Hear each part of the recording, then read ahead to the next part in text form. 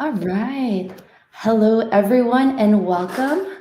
My name is Rachel. I'm the digital content creator here at Movie to Canada. Please excuse my voice for being a little rusty, but hopefully it's still clear.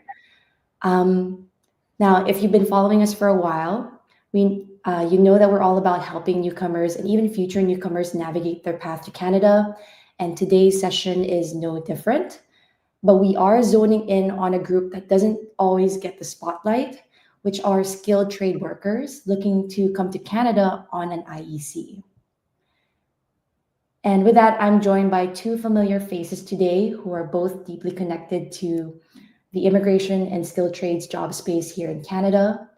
Up first, we have Rebecca Major, who is the regulated Canadian immigration consultant, and she'll be breaking down the immigration side of the IEC journey, pretty much the long-term pathways for those hoping to stay in Canada, the current climate, the current immigration climate for trades, and also the common challenges that they face.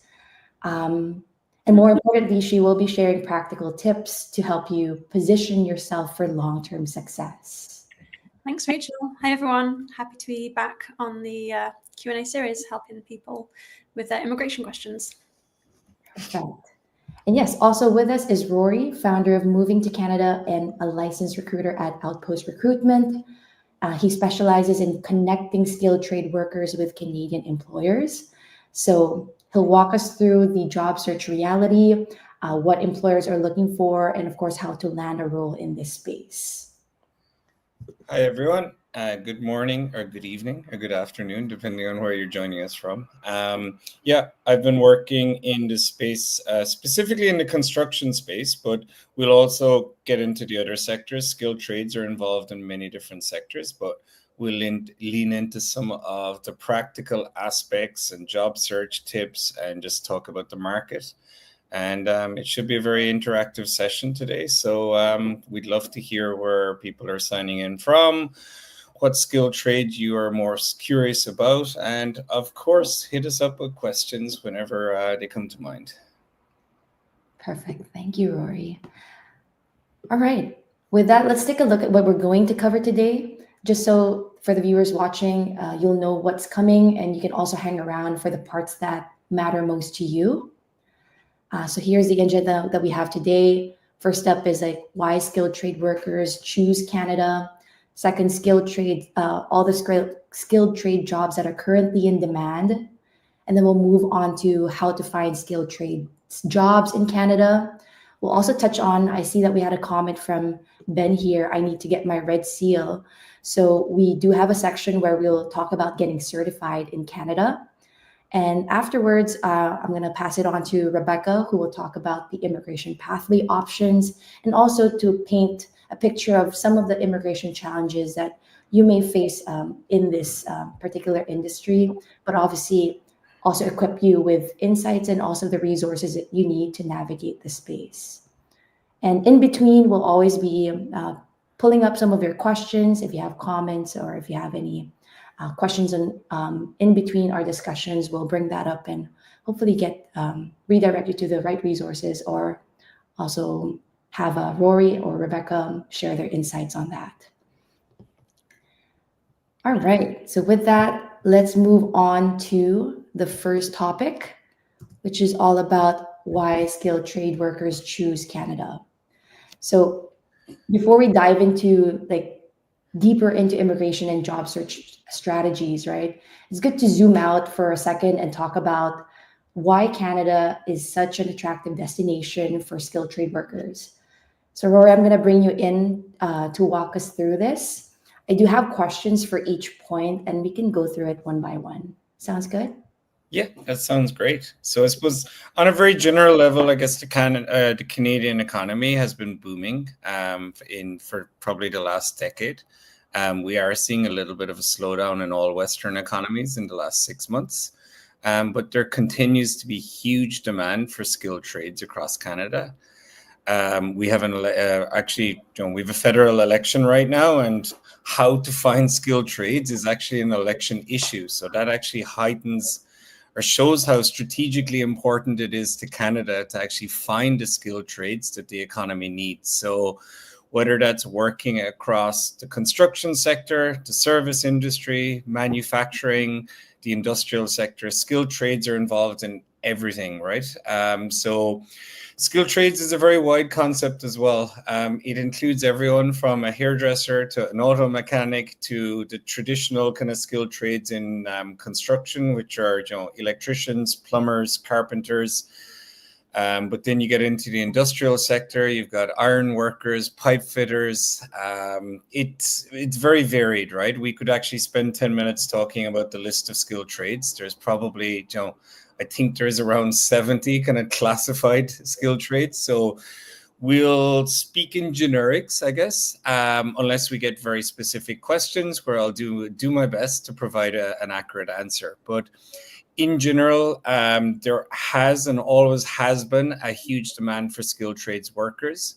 One of the aspects of this conversation is Rebecca will probably talk that historically in the last 5 years, Canada hasn't done a very good job of attracting skilled trades through specific programs. But that's where the IEC comes in really handy, because the IEC doesn't require a skill set. You can come here to work and play and seasonal work. You can come here as a skilled trade, or you can come here for professional work. So that's the amazing pathway about being eligible for an IEC working holiday. So it's possibly the best pathway to come if you're a skilled trade right now, but Rebecca will lean into all of those aspects in greater detail later. So we touched on the strong demand. There's strong pathways to PR, because once you get to Canada, which the IEC provides a gateway, they really want to keep you here. There's massive long-term job security is great in skilled trades. When you are in an area where there's a huge shortage, it creates a lot of optionality in your career. You can decide where to go, what to do, create a better work-life balance.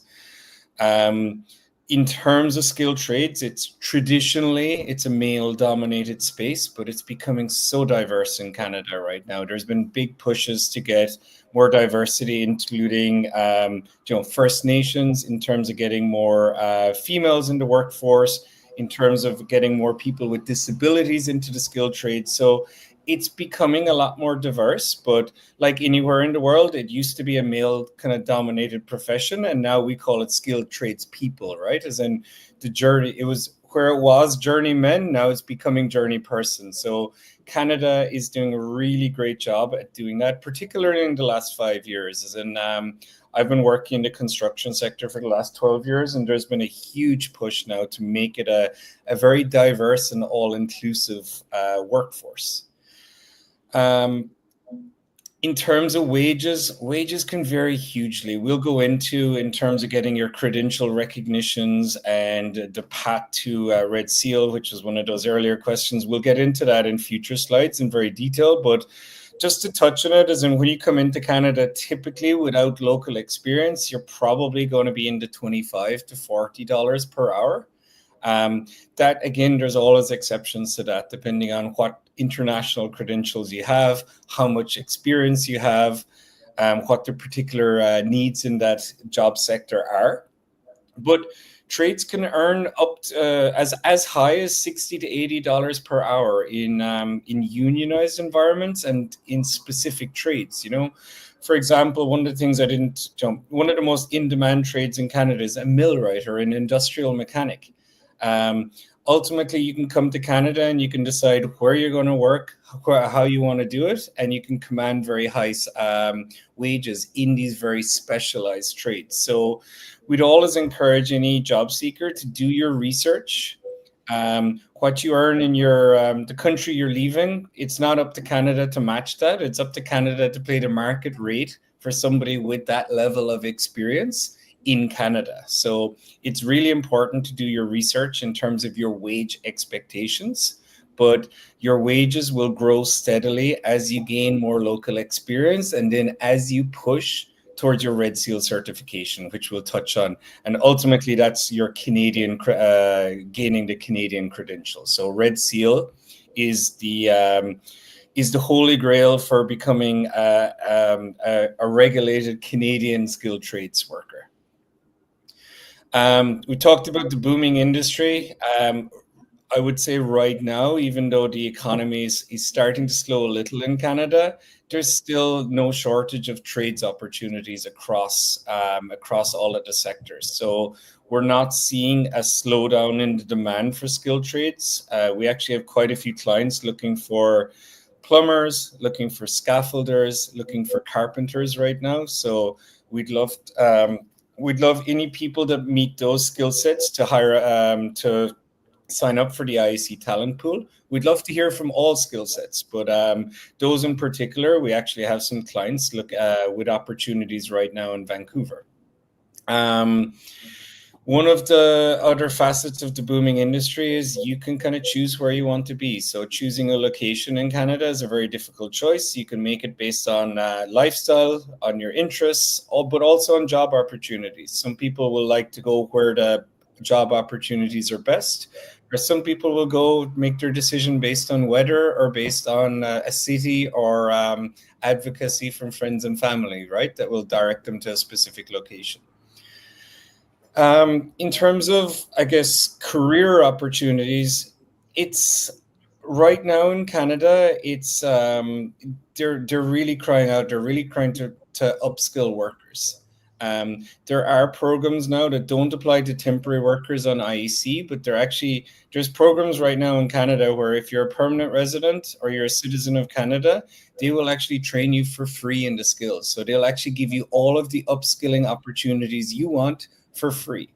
There are programs for newcomers as well, and we'll be very happy to direct them to that.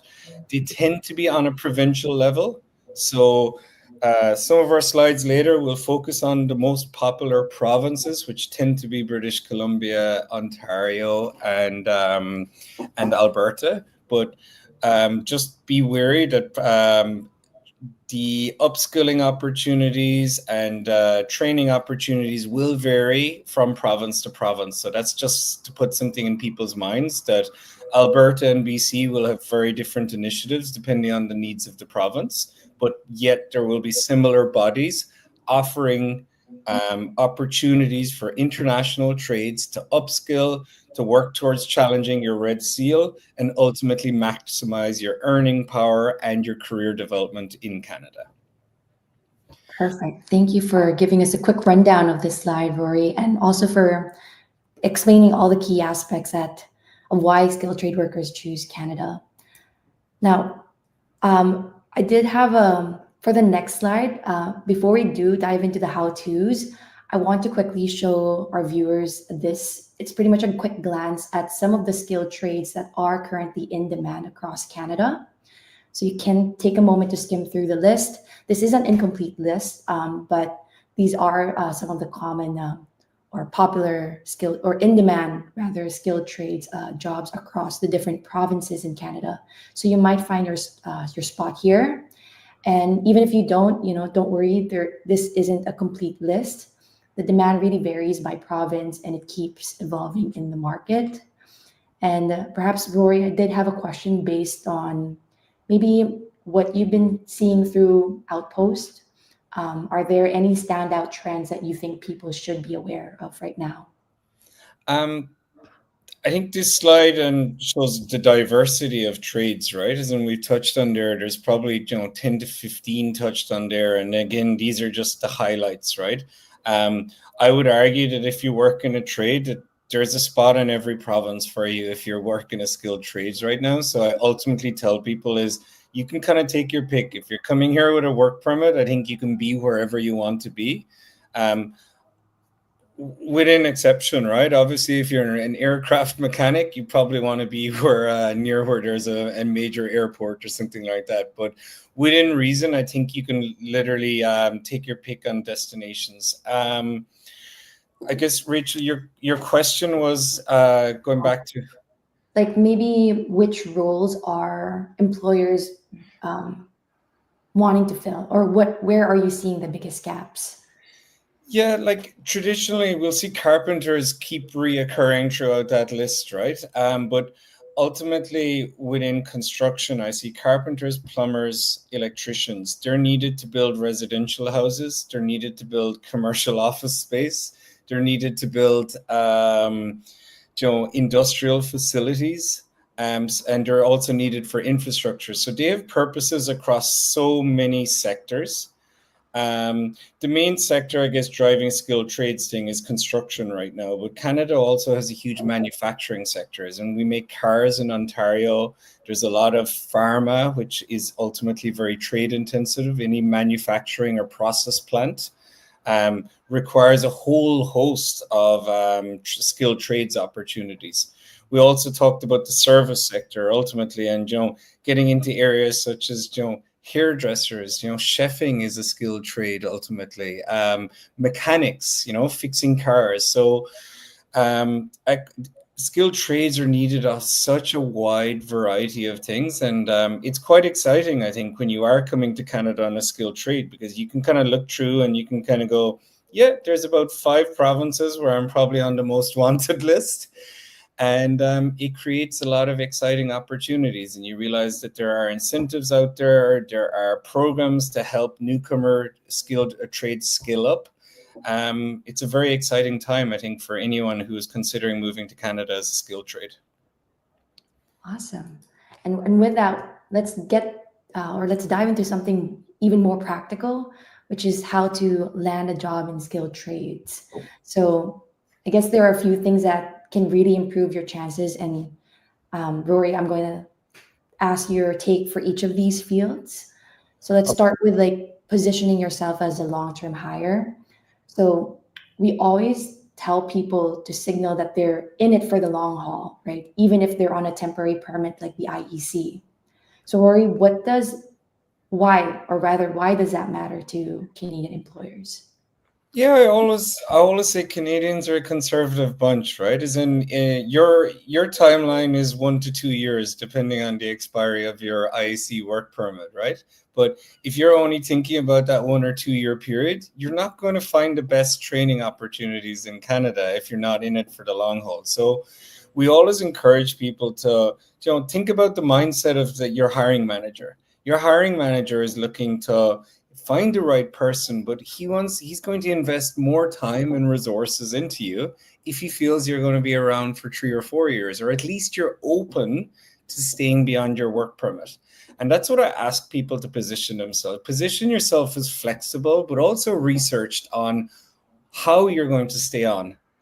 You don't have to commit to staying on. You just have to do the research and keep your mind open, because I've said this in some of the other previous webinars, is leaving your home country for the first time is one of the most intimidating experiences you'll ever go through. And you will see the 2 year horizon as a huge risk. You'll see it as a long-term shift in your life. But if you leave yourself open to the possibility that you could fall in love with Canada, you could fall in love with the work-life balance, you could fall in love with the opportunities, you could fall in love with the multicultural working environment, and you could say, wow, I'm doing much better here than I was in my home country. I've built a new life.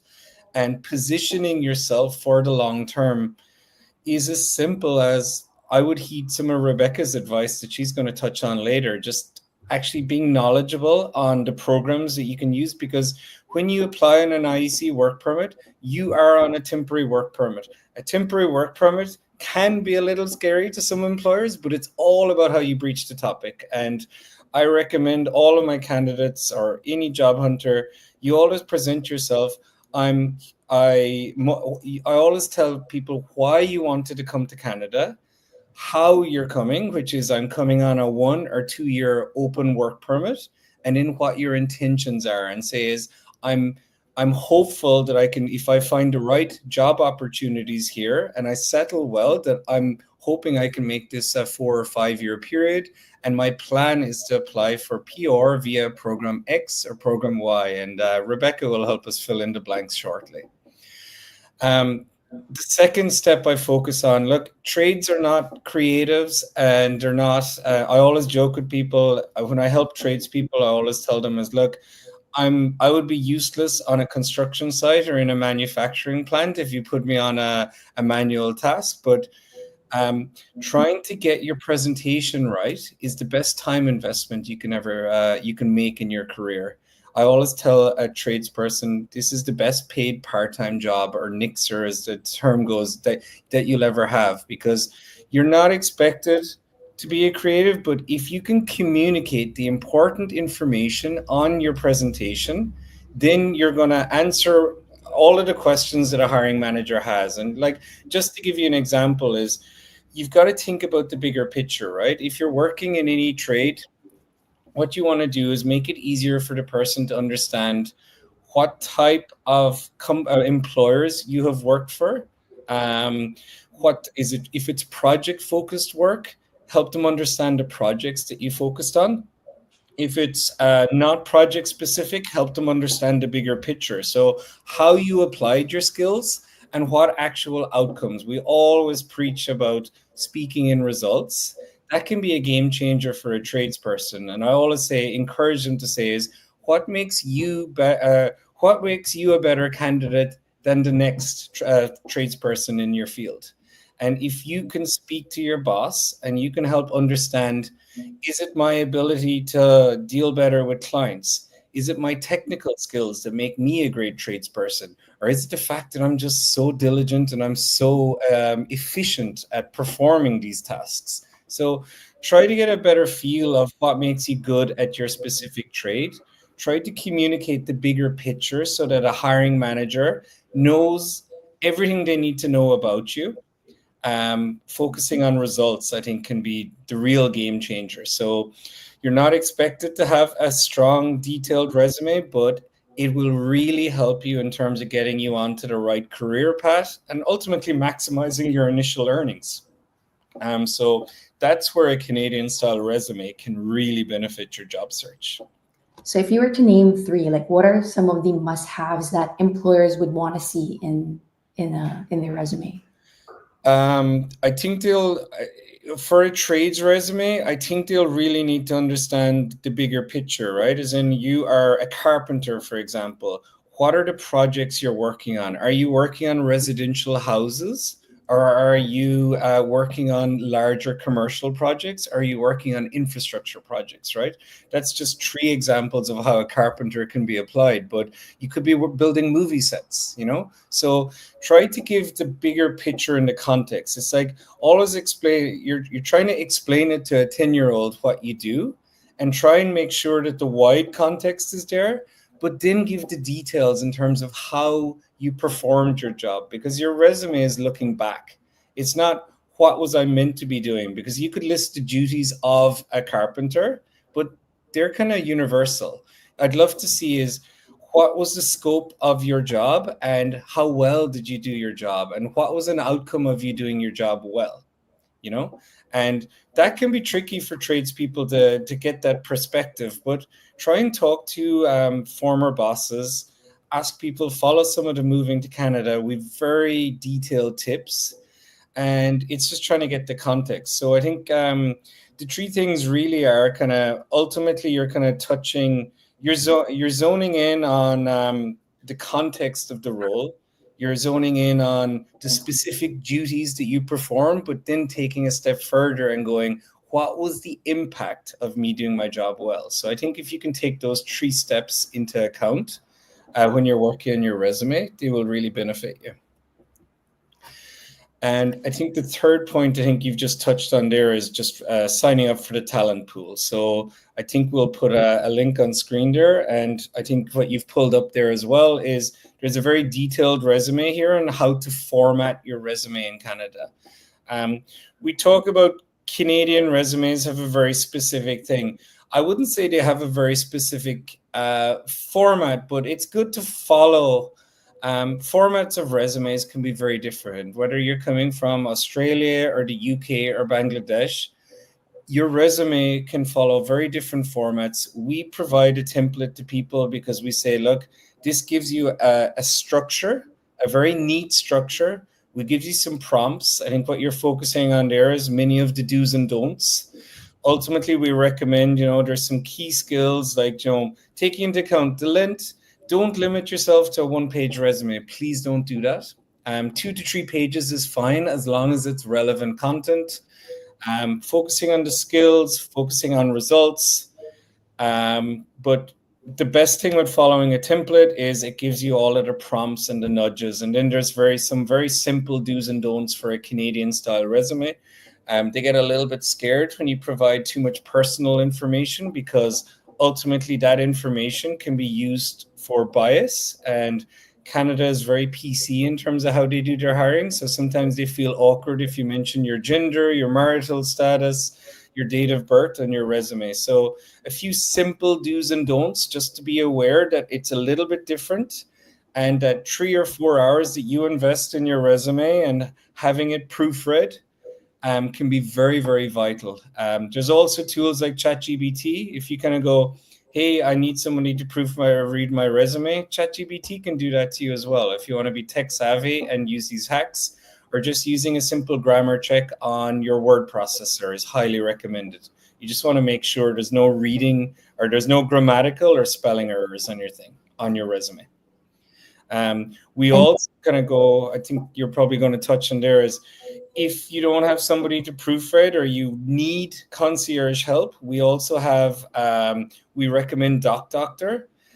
That's for people who struggle. If you're struggling at connecting the dots between the template, the step by the detailed help that we provide, there is people that can help you pull that together as well, because we all have different strengths and weaknesses. Some people simply don't want to get engaged in the task themselves, and having a concierge assistant to kind of work through the package can be very beneficial as well. Right. There are two things that you mentioned here. So just to make the distinction clear for our audience, for one, on how to format your resume, we actually have a template for cover letters and also resumes that you can access for free when you sign up for a Moving to Canada account. So you can go, if you visit the first link that we shared on how to format your resume, you'll be able to sign in or sign up. And from there, you'll be led to a dashboard where you can find exclusive resources and even the downloadable cover letter and template available for you to use as a guide. Now, the second one that we mentioned is if you need a little bit more hand-holding in the process, we also partnered with Doctor, who provides resume writing services. And we did partner with them, and they gave us an exclusive discount on some of their packages, which you can see on your screen. And a very important thing to note here is that if you do use our promo code, I'm not going to say this out loud, but the one I highlighted on your screen, you'll be able to get the special offer. So I've linked most of them in the chat. Definitely give it a look. And yeah, hopefully that'll help you jumpstart the process of preparing a Canadian style resume.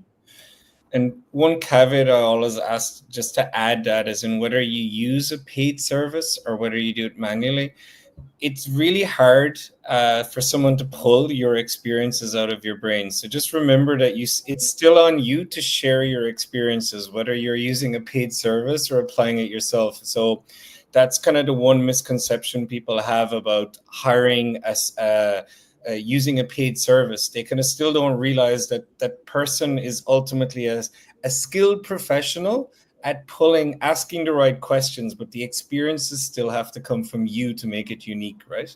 So that's kind of one of the misconceptions I think people have, and they kind of go, hey, I've can you just do this for me? But ultimately they will facilitate the process, right? Exactly. And on that note, assuming that most of our viewers watching are from outside Canada, or someone who has newly landed in Canada and is looking to get into the Canadian job market, what would you say, or what advice would you give them if they don't have Canadian experience yet? How can they still stand out on paper? I think having clarity, ultimately in your communication, that you're arriving on an open work permit, having a strong results-focused resume, and then just being persistent in your job search. I highly recommend, even for job hunters, I always say is online applications are best avoided. It's always better to reach out, as in use our Facebook community on Moving to Canada. We have an IEC forum. reach out via your diaspora and try to create connections, as in the easiest connections you will make will be if you are, for example, you're a chef in Canada or coming to Canada, you're a skilled trade, you're a qualified chef, try to get advice from a chef who's already here in Canada, and they'll tell you the do's and the don'ts and the specific learnings that they had. And they'll tell you what exact role you can come in on and maybe any training courses that you should be done, that you could do when you arrive as well, just to boost your chances. So we always say with employment, there's a lot of research. It's not just a numbers game in terms of applications. It's getting the research right before you start applying for jobs, knowing the do's and don'ts, what's a right role to target in your industry, what the right salary expectation to have, and then knowing what are the little things that I can do before and after arriving in Canada that can make a huge difference.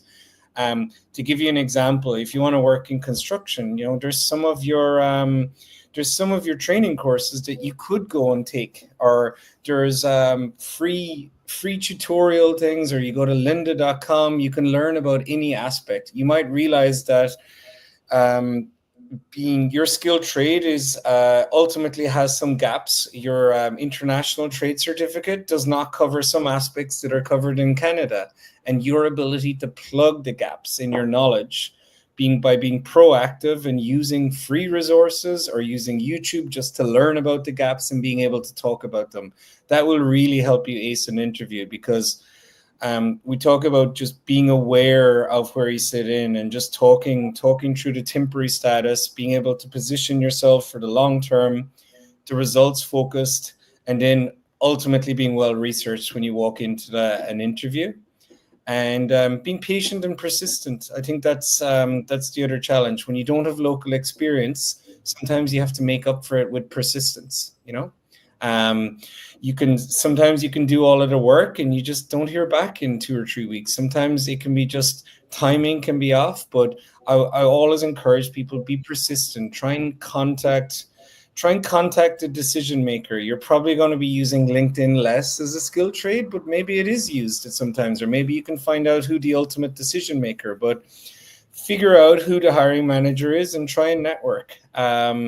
Virtual networking events, using our Facebook forum, using diaspora forums, reaching out to all of those things, just trying to figure out somebody has taken the big step that you have before you and try to learn from their experience. So we call it an informational interview, but sometimes it can be just reaching out saying, hey everyone, I'm a plumber, I'm moving to Canada next week. What were the things you wish you knew before you arrived? And then somebody will give you some nuggets of advice, and being open to learn and just trying to maximize the odds as you go into the jobs market. We actually have a comment here from Red Styla. She says, it's so frustrating when Canadian employers don't know anything about the IEC or open work permit. I used to spend a big chunk of my interview duration giving a crash course of what the IEC program is. And the reality is, yes, there is going to be that disconnect between immigration and your potential employer. They may not know all that's going on with the immigration policies. It's also within your responsibility to inform them, but also convince them that it's not something that they need to worry about. Did you have anything to add on there? Yeah, I'll take it a step further, and Red Style is 100% right. I would call it a shambolic level of ignorance around immigration. For a country that depends on immigration for its future trades workforce, employers do need to do better. But it's on you to prepare, and that's exactly why moving to Canada exists. If we can give each skilled tradesperson a few little nuggets on how to learn and what to communicate around, what are the 3 or 4 things you need to know, that's the exact purpose of why we exist. So I would say is, for Red Styler, you just need to realize, well, how do I explain the program in 30 seconds? And I think ultimately you can say it's a temporary work permit. It's an open work permit. It's valid until this date. And then I have options X, Y, and Z for me to stay beyond the duration of my work permit. But In many cases now, it's a 2-year permit. That's a fantastic gateway. You got to realize how much of a privilege it is to actually have an open work permit for 2 years. That can create possibilities.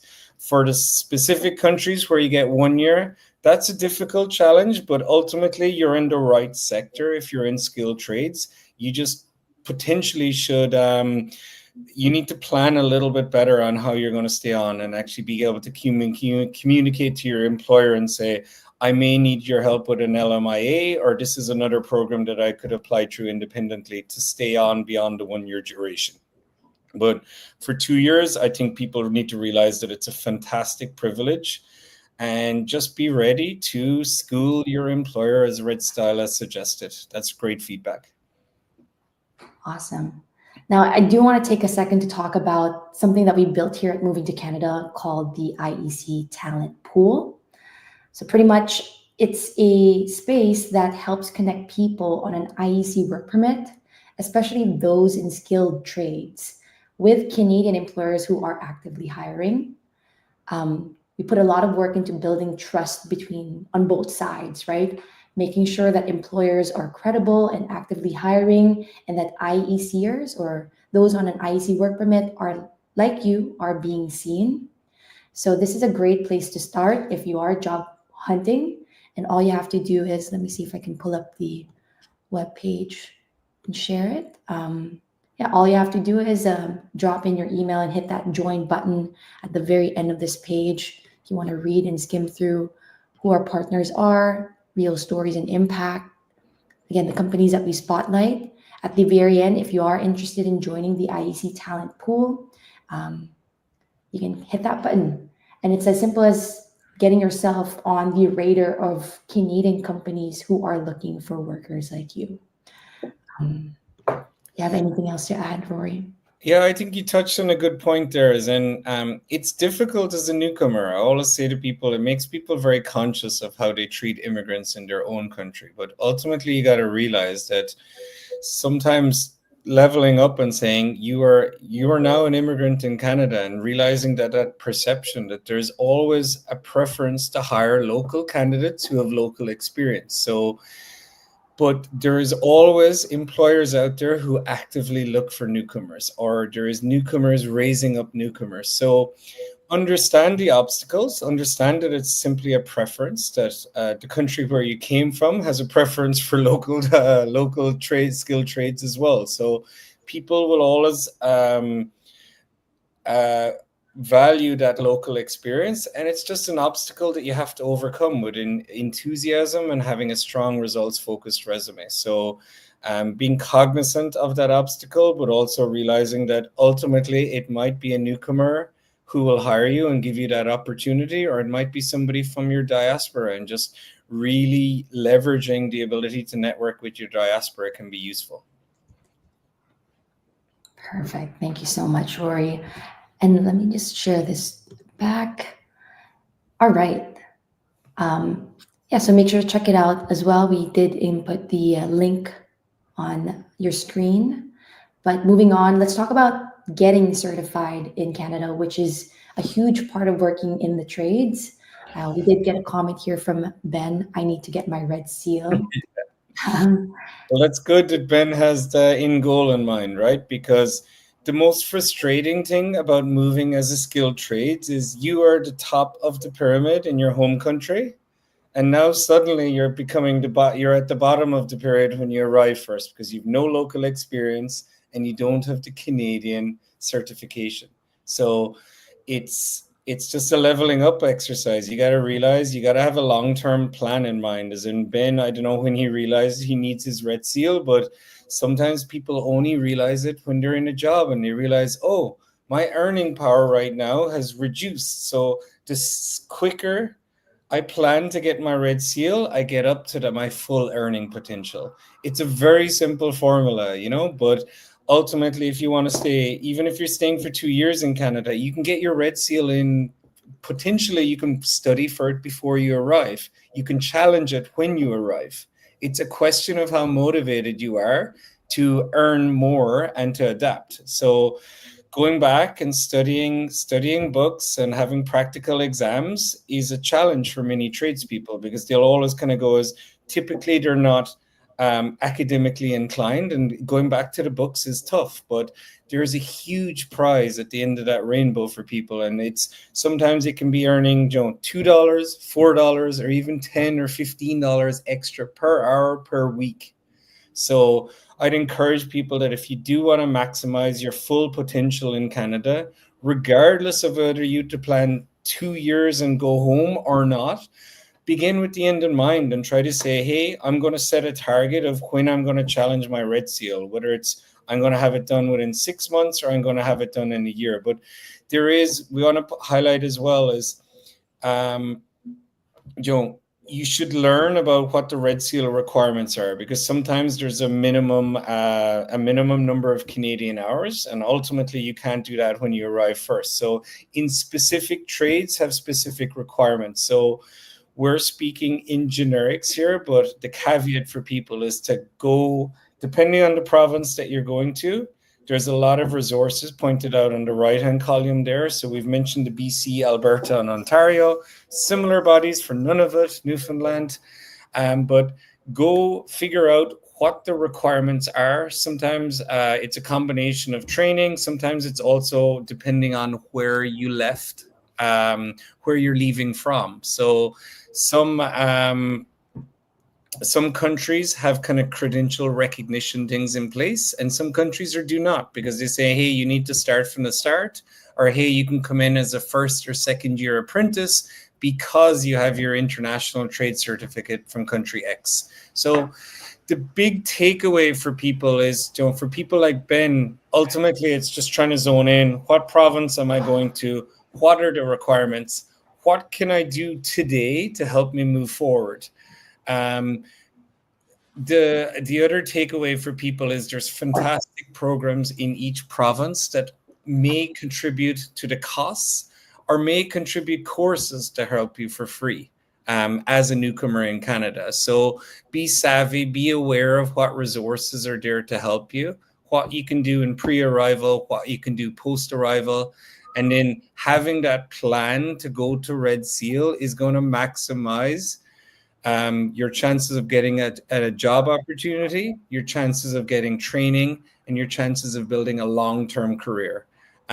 If you go into an interview and you don't know what Red Seal is, ultimately you're in trouble. But the cool thing is you know about it now, but you need to take the action to research exactly what your road to Red Seal is and be able to lay that out. If you can proactively ask an employer if they're going to support you and say, this is my plan, are you guys going to help me? They will go, absolutely yes. And they'll probably pay for the courses and things like that. Ultimately, subject, sometimes they might be subject to a clawback if you leave within a year or something like that. But ask motivated questions about professional development within your trade. Like beginning with the end in mind is really going to impress an employer. And when you tie in the immigration aspects, you tie in the resume aspects, and you tie in the professional development, you're going to ace every interview you do in Canada. Now, a follow-up question to this is that, do you find that employers are open to hiring people while they're still working toward their certification, or is it kind of a non-starter without it? No, absolutely. I'll kind of just touch on maybe in the construction trades, plumbers, carpenters, electricians, welders, all of that. The typical process is, depending on the country where you came from, you will start as a first or second year apprentice. So you won't start at the bottom, but you'll start in the middle. And at what level you started in the middle, whether it's closer to the bottom or closer to the top, really depends on the experience level that you're at. And we touched on here as well. I know in the first column there, we touched on joining the union. You're 100% allowed to join a unionized environment. It's just being cognizant at what level that you can come in, because union rates are very attractive to people. And if you're joining sectors that are heavily industrialized, like the industrial sector, oil and gas, working in the marine environment, And even in construction, some are union and some are non-union. So it's just a research question that you can ask. So I would always be asking. It should be very obvious on a job posting whether it's a union environment or a non-union environment. But just asking an open question and say, as a newcomer coming from country X, my understanding is that I would come in and think, why is that correct? So a little bit of research and then asking clarification questions, or even just asking an open question to your boss, because it won't be their first time hiring a newcomer and it won't be the last. But the more, the better prepared you are and the better researched you are on what you need to do to move towards Red Seal, or what steps you would need to do to join the union that your employer is signed up for, will really help you. For sure. And since you mentioned the steps, because I'm someone that's not too familiar with the Red Seal and what the process entails, can you give me a quick overview of what that process looks like? Yeah, at a very high level, it would ultimately be just signing, kind of registering in Canada, and that would be coming in as maybe a first or a second year apprentice. Like typically the process, here as you go, it's like, as I said in resume, it's like explaining it to a 10-year-old, okay? So you come with an international accreditation, but ultimately that is not recognized in Canada. In Canada, they call it Red Seal journey person status, is what you're striving for. So the first step is kind of realizing where you start, and then realizing how much Canadian work experience you need to accumulate. And then you can do what they call challenging the Red Seal exam. The Red Seal exam is often a combination of theoretical or written questions or practical assignments to understand your competency in the trade. And what will happen is, for every trade, there's blind spots that you may have coming from country X, or there might be strengths that you have, or there might be blind spots that the Red Seal has relative to yours. So, and I'll give you an example there. For like, I'm originally from Ireland. Irish electricians kind of learn all aspects of electrical, where if you train to be an electrician in Canada, it's very siloed. You'll be a specialist in one area of being an electrician. So that's an area where research comes in really handy. And ultimately you can go into the provincial bodies and you can learn what the competencies of the skilled trades should be. You can assess your competency on that. It's like reading a job description. You might spot some gaps and you might realize, oh, I'm an Irish electrician, but ultimately I have a gap still in maybe cable splicing or a specific area of my trade. And then you can ask around that gap, or there might be training available to plug that gap, because it might be an observation that a lot of newcomers don't have the specific area. So understanding that being a pipe fitter from the Philippines and being a pipe fitter from Canada can have very different meanings, right? That there may be strengths or weaknesses depending on the international trade thing. And all they're trying to do is plug those gaps and put you on the pathway to meet the Canadian standard, which is called a Red Seal. Oh, I think you're muted, Rachel. Perfect. Thank you for breaking that down, Rory. And it's much more clear now as an outsider looking in. So yeah. With that, let's move on to like the immigration side of things. And for this part, I'm going to bring in Rebecca. Once again, Rory, thank you for sharing your insights. I will be popping you out of the chat as this will be more immigration related. But if any questions from the live, from our viewers do pop up and requires Rory's expertise, we'll definitely ping him. So thank you, Rory. Perfect. Now, Rebecca, I'd love for you to walk us through some of the main pathways for skilled trade workers. So starting with the IEC, we know that this is the entry point for many people here today. Rory has touched on some of the advantages of coming on an IEC. such as it being an open work permit.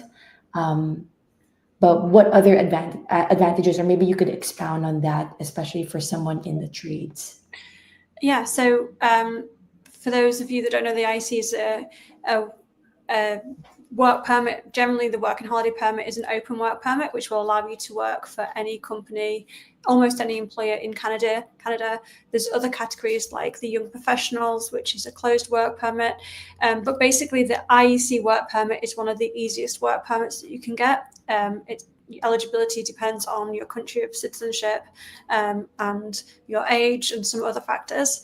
But what's great about it is that you can get an open work permit, which means the employer doesn't have to do anything to hire you. So other types of work permit, like the employer-sponsored work permit, the employer has to do certain things. But if you're applying and you secure a working holiday permit, the Canadian employer doesn't have to do anything. I think Red Styler had to a time explaining what the IEC is, but it really is an advantage, a great advantage for if you can qualify for the IEC work permit. The duration that you get really depends on your country of citizenship. So some people will get 12 months, some people will get 24 months, some people can renew their permit, some people can't. So it's really best to check your specific circumstances.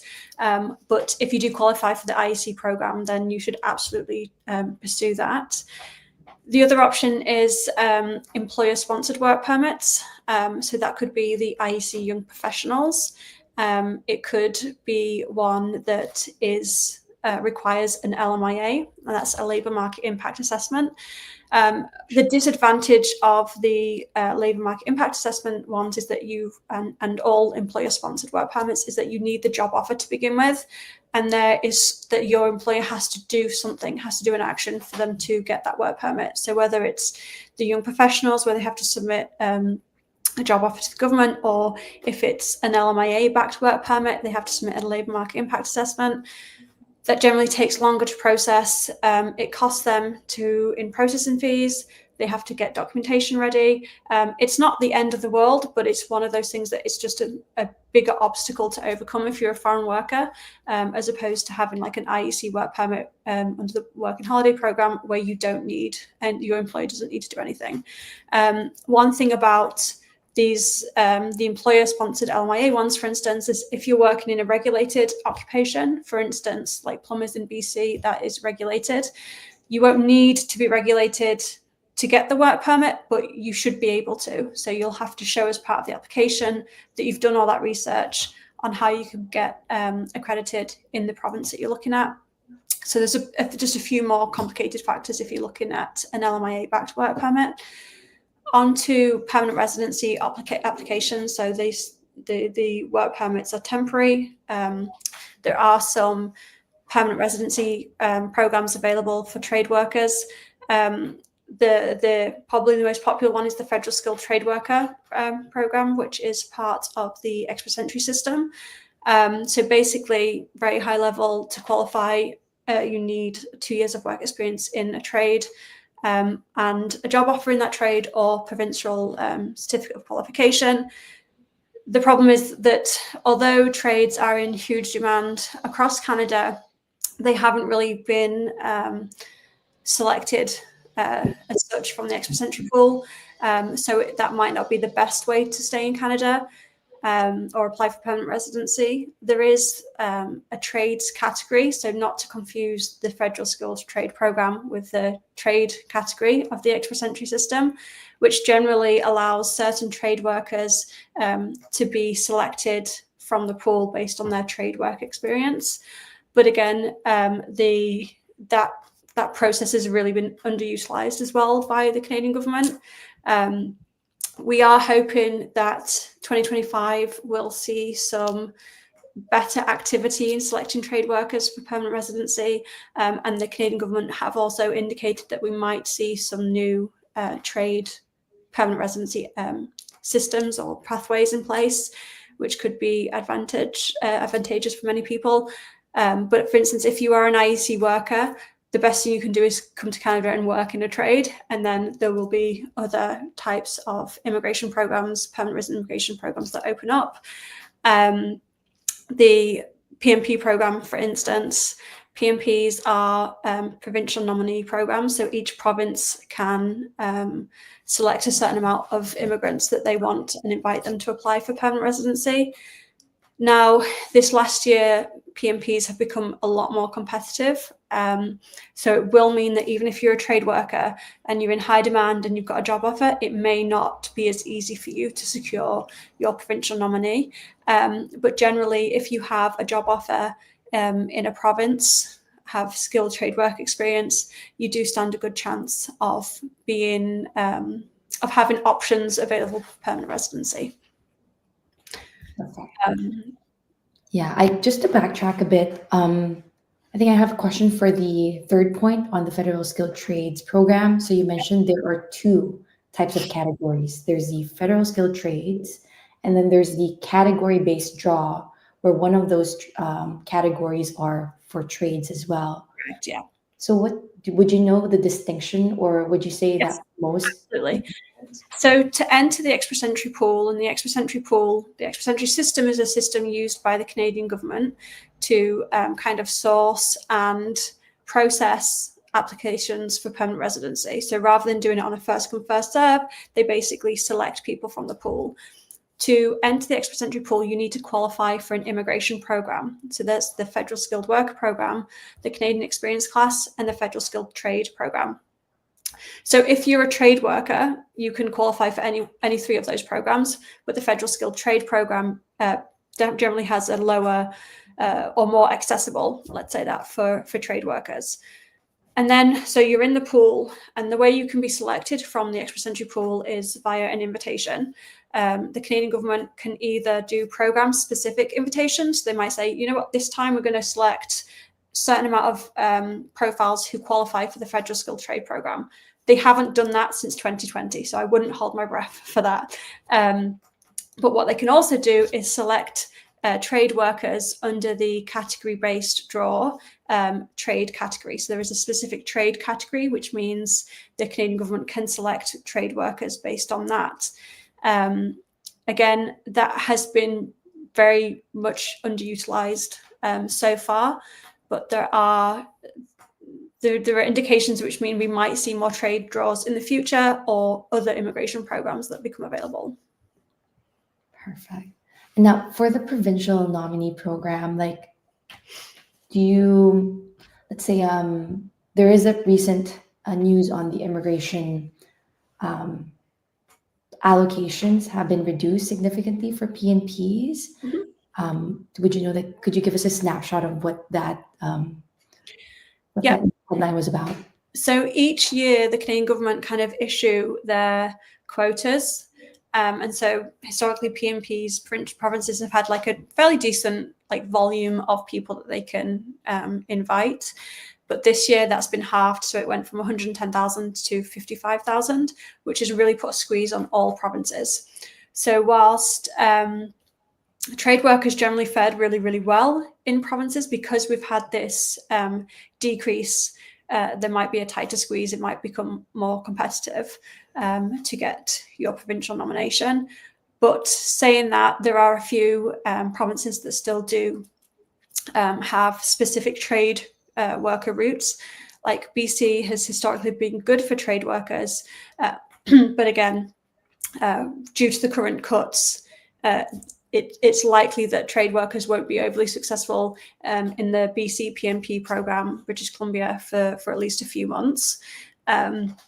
Likewise, Alberta has an express entry program which prioritizes some construction roles. Saskatchewan's previously focused on trade workers. Ontario has a special skilled trade stream. All that to say, many provinces have targeted trade workers in the past. We might see for the next, say, 6 to 9 months in 2025, less action on the trade front, but that will surely pick up as the provinces and the federal government respond to these labour needs. And the reality is there is a demand for trade workers, skilled trade workers. Yeah, it's just so surprising to see that here we understand that there is a strong demand across the country for trades, but on paper, based on the frequency of the FST draw or the category, based draws for trades, even for PNP programs, in reality, it doesn't seem to be showing that there is that demand. So it'll be interesting to see what the next couple months would look like, and if if immigration will open up pathways to streamline the process for trades. But I did have a question on that. Like, from your point of view, would you say that it's what would be more of an effective strategy? Would it be to niche down and like hyper focus on this specific for example, for the category-based draws for trades, they generally have a lower CRS score because it belongs to a smaller pool. Would you say that they should focus more on like trying to qualify for those programs, or aiming bigger, like looking at the other more prominent draws like CEC or French? Yeah. You absolutely have to explore all avenues. And so honing in on necessarily one type of program, unless you have a really, really, really strong bulletproof profile, I would suggest that you can focus on one, but not exclude anything else. It's very important that you have the ability to know what your options are and work towards those, and not just kind of eliminate them because you think you've got a strong chance under one program.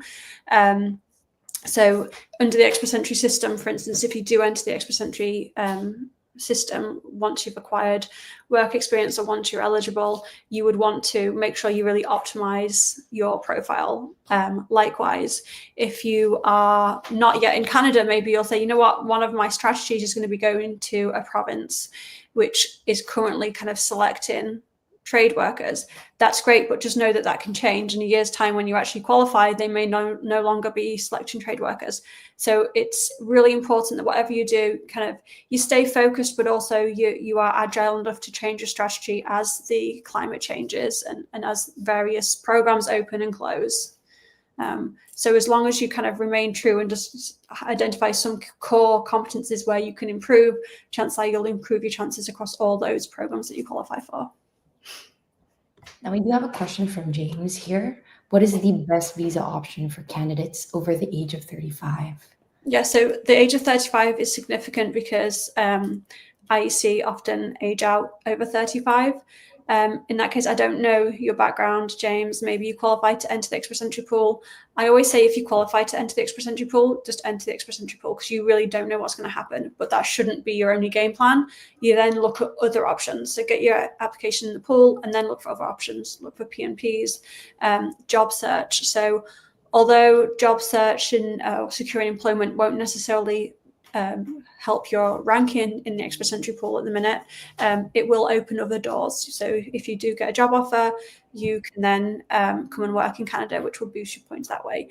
But what you will have to be, you'll have to be informed. If you're applying for a job with no status or no prospect of a status in Canada, you'll have to be informed. You'll have to really do the work for your employer, explain exactly what you need from them, what the process looks like. So there is a way you can do it. It would probably largely depend on securing employment as a way to come to Canada. Right. And I also want to take a moment to quickly plug our Canadian immigration quiz. So for questions like James, it's really hard for us to sift through the different programs that are available to you. So we did take out the guesswork and created this tool that allows you to input your experiences, and it will narrow down your options to see which immigration programs are available to you. I'll definitely share the link in the group chat if you want to have a look at it. And in the meantime, we do have another question from Natalia, and it's, can you get a work visa for apprenticeship? So your work permit, if you are securing employment, so if you need to have a job offer to support your work permit application, it's based on the job title. So often job title, the job title has to match the duties. So if you're an apprentice, then it might not be a full skilled position that you're looking for. You might have to choose a different NOC. But yes, you can secure employment, but it has to align with your job title and your duties. It's not whether you're an apprentice or not. You just have to show that you can do the job that's been offered for you. If you're currently a student, There's obviously other things that you can do. If you qualify for the IEC program, maybe you can look at the co-op program if there's eligibility there. Yeah. All right. Now let's move on to the next slide. And this is I want to spend a few minutes talking about the challenges that the skilled trade workers might face when navigating immigration pathways here. So let's start with express entry, right? I know that we touched on this for a bit, but we do know that a small portion of the invitations go to trades. So Rebecca, can you share why that is and maybe what it means for someone going through this route? Yeah, the number of invitations issued are really in response to labour needs and other demands. So it is quite surprising we're here talking about how trade is in such high demand, but only 4% of ITAs last year went to the trade category. But there's various reasons for that, and it's not necessarily that they're not focusing on trade. But what it does mean is if you're a trade worker and you're in the express entry pool, for instance, you want to make sure that when there is a trade category draw that you are selected. And so for that, you need to make sure your application is as strong as it can be. That also could increase. So last year, it wasn't as much of a focus. Last year, they had more categories. This year, they've kind of honed in on a few core categories. And so hopefully trades will be more prominent, more utilised from the express entry system. One disadvantage trade workers often have within the express entry pool is their education. So as you're given points as part of the express entry system, you're given points for the level of education you have. And for the longest time, that equivalency wasn't great for trade certificates. It will likely change in the future, and it is getting better from when the express entry program first started. But that's often a hurdle that people have, is that they have an issue with really getting their trade certificates assessed to the appropriate standard. So it's things like that. But what's important is that you work with what you have. So if there's room to improve your language, improve your language. If you can acquire more work experience, acquire more work experience. Job offer. Again, it won't give you points under the express entry ranking system, but it will give you a foot in the door to start working in Canada to gain Canadian work experience points. I did have a question. In terms of like getting certification, does that count towards gaining points for express entry? Would you say, like for the Red Seal certification? Or so if you get, you can get points for getting your trade certificate.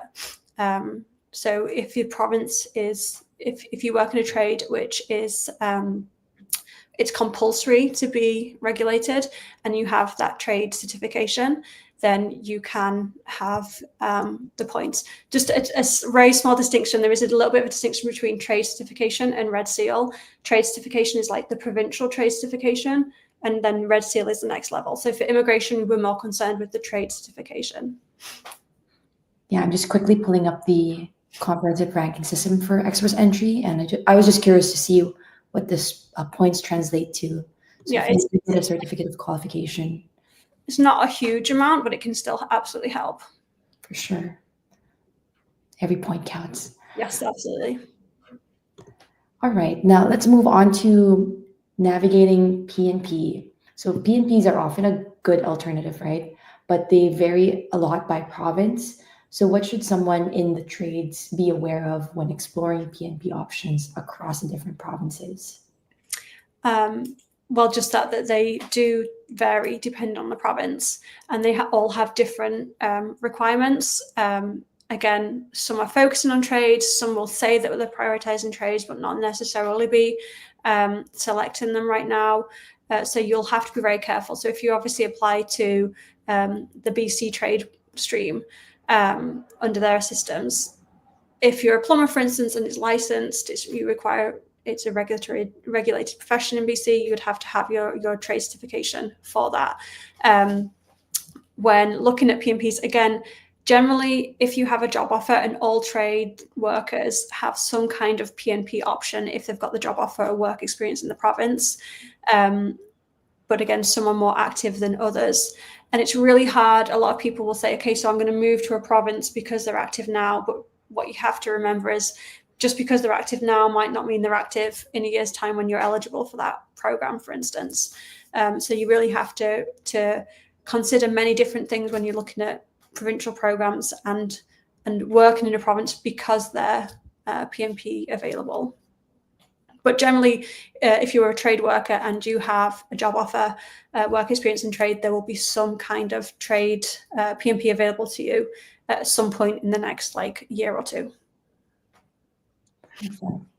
Now, one last challenge I want to touch on is something that we see all the time, and that's really the disconnect between immigration and employment timelines, right? A lot of skilled trade workers are trying to build a long-term future in Canada while working under short-term permits like the IEC. But often their employers don't fully understand how immigration works, or maybe they get nervous when they hear things like, my permit is expiring soon.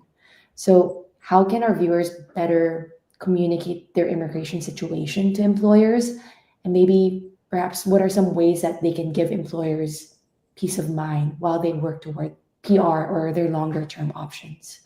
So the best thing you can do is be informed and don't assume that your employer will do the legwork. You have to really go in knowing your options, knowing what you're going to do, knowing what's expected from them. Like Red Styler said, that anyone that they spoke to had no idea what IEC was. That's common. You can't expect them to. There's many different immigration programs. It's really for you to be prepared, know exactly what your options are now, what your options are in the future, what is required from your employer if you require anything from them. So you be the educator in this situation. And I think that will take you a long way to kind of getting your employer on board and giving them that peace of mind that, okay, there's a plan here. It's not just temporary. That would be the biggest thing. And it takes time. It's obviously quite a complicated process to understand, but it'd be really beneficial if you go for interviews or you're trying to get a job and you have no idea what's going to happen in the year's time. That's obviously pretty scary for the company to take that on and carry that risk with you. But if you can present a plan, it might go a lot further. So now we got a question from Red Styler for PNP. Do you apply for all provinces at once, or do you have to apply for each province separately? Yeah, so you apply for each province separately and you only apply if you qualify. The thing about PMPs though is, and this is very important to remember, so a PMP, to apply for a provincial nominee program, you have to sign an intent to live in that province. If you're applying to all these different PMP programs, that intent isn't that genuine. So you really want to hone in on the provinces that you qualify for, and chances are you'll need a job offer anyway. So that will mean that you can't apply to all these provinces. But just be mindful that if you submit an application to one province, you have to sign a statement to say you intend to live there. And if you then do that for another province after being selected, that will create some contradictory information in your application. So it's probably best not to do that, and you want to really hone in on the province that feels right for you and offers you the most opportunities. Perfect. All right. I think we're at the end of our discussion, and we can move on to the Q&A. So for the viewers watching, if you do have any questions that we haven't covered, whether that's related to employment or immigration, feel free to drop them in the chat. We'll see if there are any questions. We'll try to stick around and try to answer as many as we can while we're live. Yeah, let me bring in Rory as well, just in case. In terms of questions, let's see what our audience is saying. Just highlight some of the comments that we haven't shown yet. So from Ben, hi to Ben. Already have a working visa. He's on the right track then, so that's good. If Ben is still on the chat, can you let us know what type of working visa you're on? And that would be great. And get your red seal. Start getting your red seal now. Yeah, I think that is a huge one when you come to the tail end of especially trying to stay on, right? We talked about the incremental points of planning for Red Seal, as in you will there's a lot of regret in hindsight from tradespeople who've been here for their 2 years because they kind of realize, oh my God, I like Canada, I want to stay. And then when I add up all of the earnings I could have made if I got my red seal faster, all of those things kind of contribute to regret. So it's tough to begin with the end in mind, but always factor in that you might just like it here. And when you accumulate all the earning power and you add those additional points on, it can be a game changer for you staying in Canada. Mm-hmm. And it could also be needed for immigration. So some provinces might also need it. So yeah. Now, like maybe a question for Rory, like being in the skilled trades or being exposed to that industry, what surprised you the most in the skilled trades industry when you came to Canada compared to back home? Is there any differences in maybe processes or like? That's a very good question. I would say it's using more and more technology right now, and again, that is a general point, but skilled trades was always kind of more intensive kind of labor, but as it's becoming, it's definitely seen in the last 10 years that your use or your ability to combine practical skills with technology is becoming more and more important across many of the skilled trades in construction, at least, right? Because technology and even AI to extent is solving a lot of the routine tasks for skilled trades, but ultimately there's still tasks that at the human eye and brute force in some things, or skill, a combination of the human eye and manual tasks AI will never replace those things. So I think like many jobs, they're rapidly changing as we embrace technology, but that is one area where I actually see a lot of skilled trades that you would assume that they're not technologically savvy, but ultimately technology is really changing how their trade is combined and making it a lot easier ultimately, because a lot of skilled trades now is in the intensity and the fitness requirement is often gone out to it due to actually technology replacing a lot of those repetitive physical tasks, and it's just kind of using their knowledge a lot more versus than the brute force. Now, maybe an immigration related question now, especially for those that are, my question for Rebecca is like, is it better to immigrate first or move here first, then look for work, or is it better to secure a job offer first before coming to Canada? That would really depend on the individual circumstances. There's many different ways you can move to Canada. Some will absolutely need a job offer, but that really depends on your individual circumstances. You might have a much easier time finding employment if you're in Canada, but there's so many factors that go into whether what would make sense.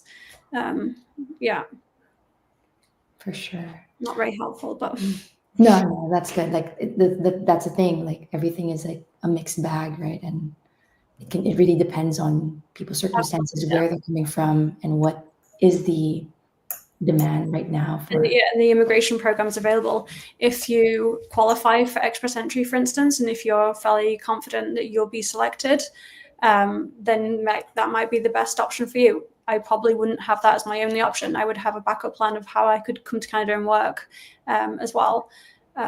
So it really depends on the strength of the profile, your own merits. But what I would say is that if you're kind of stuck in working out a strategy to come to Canada, it might be best to work with an immigration consultant who can really help map that out for you. If you're not sure of which steps you should take in the order, you might benefit from speaking to someone that's got experience kind of helping people arrange their immigration and work and stuff like that. And even to quantify that a little bit further, Rebecca, in my day-to-day job as a recruiter, I'm always recommending that step. And I'm saying is you can do the bulk of the research via moving to Canada, but sometimes going in to clarify your understanding of the pathway and how you're going to adjust can be very powerful. And what you're talking about here is, in, we say hire. We're not saying hire an immigration consultant to represent you. We're actually saying book a consultation. It's somewhere between $200, $250 to kind of just invest in your interview process ultimately, because being able to speak very concisely on the probabilities and the things that need to happen is very powerful. When you can begin with the end in mind for an employer, they will see you as in, this is an asset that I'm going to invest heavily in, versus this is a labor resource for 2 years. There's a huge difference, and it's up to you how you present to an employer. And they'll also help you plan out whether, you should pursue licensing, is it mandatory? And then you can work out your timeline. I know we're saying from a employment perspective that you should get licensed. You might be like, well, I've got other things that I need to do. Is it actually absolutely mandatory? An immigration representative for the consultation will be able to say, well, let's work to a timeline. Actually, you do need it. So it is something you need to prioritize now. So not only will it help you with immigration, it's going to help you with this. So there's a lot of benefit to having that extra guidance. Right. And I just wanted to quickly plug in our immigration partners here. We do work with a couple, and it's, as you can see on your screen, I've also shared the link below. So if you want to check them out, and especially if you have questions, perhaps regarding provincial nominee programs, they'll have a better idea on how to guide you through that process. Now, we did have a question here from Fred Styla. How did you come across people that went from corporate to considering doing trade skill career change? I was in a situation last year where I've been thinking about it because corporate jobs are hard to get it. So if I understand correctly, Red Styler came here in a corporate job, encountered some challenges, and is now thinking about transferring into skilled trades. Absolutely, but I just wonder is where's Red Styler's passion lie? That's what I would ask as a career kind of coach hat, because once you find, corporate jobs are hard to find, but once you find your first job, you never look back. So I would just make sure, if Red Styler was always wanted to considering trades and this has been the catalyst, then absolutely. But I'm trying to figure out, I'd ask Red Styler, what are you more passionate about? But if you do want to make that career change, there are programs available. I think there's less available to temporary, like an IEC work permit may not be eligible for a lot of the programs, but once you transfer to become a permanent resident, you open yourself up to a lot of public grant funding to upskill people. And we watch this space. There may be programs in the next while upskilling newcomers on temporary work permits, because the scenario is we have a lot of temporary work permits, work permit holders, and I'd be surprised if the government didn't make a move to transition some of them into jobs where they're needed the most in the economy. Perfect. All right. I think that's it for questions.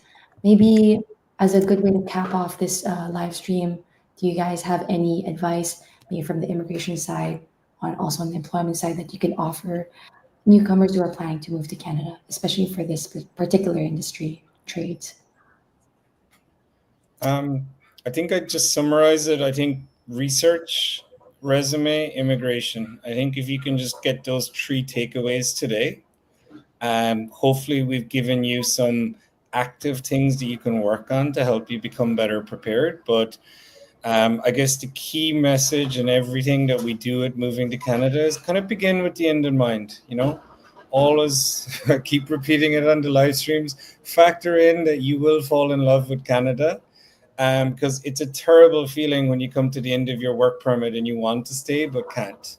So make that time investment, make that knowledge investment, and give yourself the optionality. That's options equals power. Yeah, no, I would second that. Going in informed is one of the best things that you can do for yourself and for prospective employers as well. Perfect. All right. I guess that wraps up today's live Q&A. Thank you for everyone who sent in their questions. Now, before we close out as well, I do want to give a huge thanks to Rebecca and Rory for joining me today and also sharing your insights. This was such a valuable and eye-opening conversation. And also, just for everyone watching, just a gentle reminder that this live webinar will be available for replay on YouTube, LinkedIn, and Facebook. So if you want to rewatch any part or revisit the links that we've mentioned, you'll find everything there. And also be sure to follow or subscribe so that you don't miss out on future sessions. We'll try to touch on a few key topics that we've been eyeing on in terms of like what our community has been looking for, whether that's IEC related, Express Entry related. So definitely keep an eye out for the upcoming live stream so that you can join us live and have your questions answered on the spot. Have a final word, Rebecca or Rory, before we go? No, perfect. Thank you, Rachel, for facilitating and making sure that we covered everything we needed to cover. Exactly. You did a great job, Rachel. And yeah, ask people to reach out, follow Moving to Canada, and let us know how we can support you best. Awesome.